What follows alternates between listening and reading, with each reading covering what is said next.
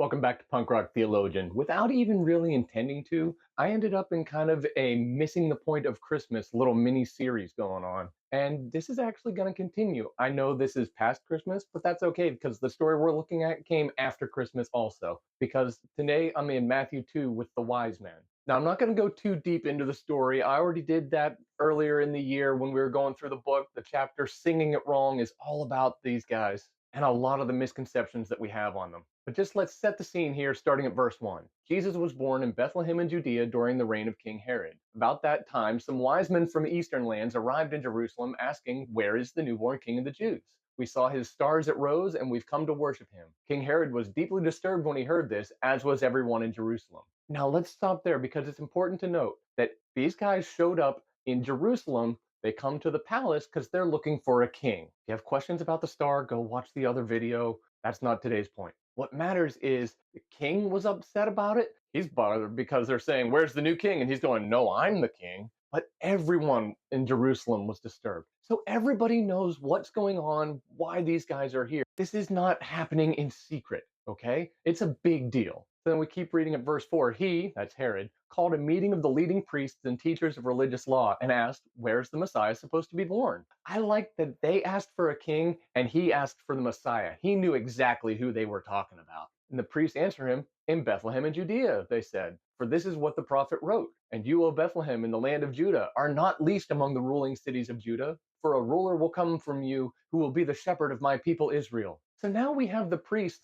answering the question. They didn't have to go and research it. They knew this one. These guys are here looking for the Messiah saying, "Hey, we saw a sign in the heavens that he's been born. We're here to worship him. Where's he at?" And they said, "Oh, well, the Messiah is going to be born in Bethlehem." But what bugs me is what happens next. Verse 7 says, "Then Herod called for a private meeting with the wise men, and he learned from them the time when the star first appeared. Then he told them, 'Go to Bethlehem and search carefully for the child. And when you find him, come back and tell me so that I can go and worship him too.'" Now, we know from later on in the chapter that he has no intention of worshiping Jesus. In fact, he wants to kill this newborn king because, like I said, he's the king and he's not going to let anyone take his position. But the thing that's so missing from the story is anybody joining these men on their way to go find the Messiah. They showed up in Jerusalem. They caused a big ruckus by being there. And no one goes with these guys to Bethlehem to go and find the promised Messiah, the one they've been waiting for hundreds of years. They get an announcement, "Oh, yeah,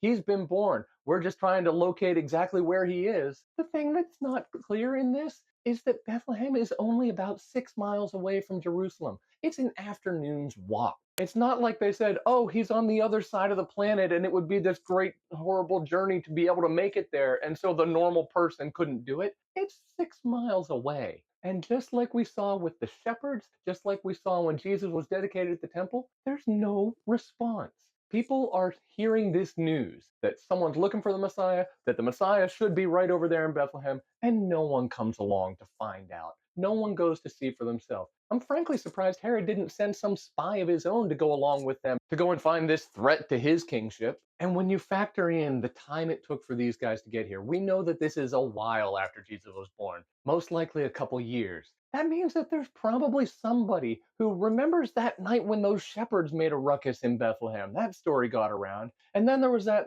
thing about a month and a half later where there was this hubbub at the temple where that crazy old man and woman saying that this little baby over here was the Messiah. And now people are here saying, "Hey, where's the Messiah? We saw that he was born." And there's nothing. There's not a response.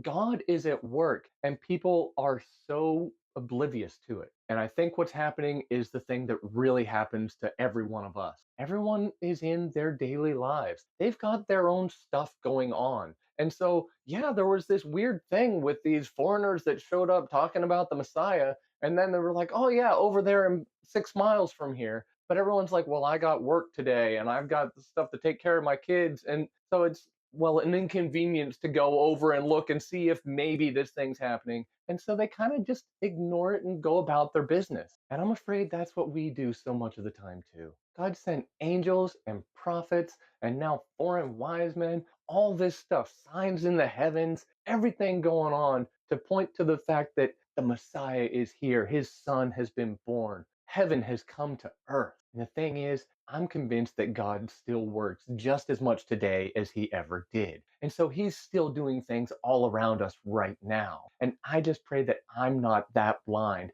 that I don't fail to see all that he's doing and all the pieces coming together where I could get to be a part of it, or at the very least, I could witness what he's doing and let him change me in the process.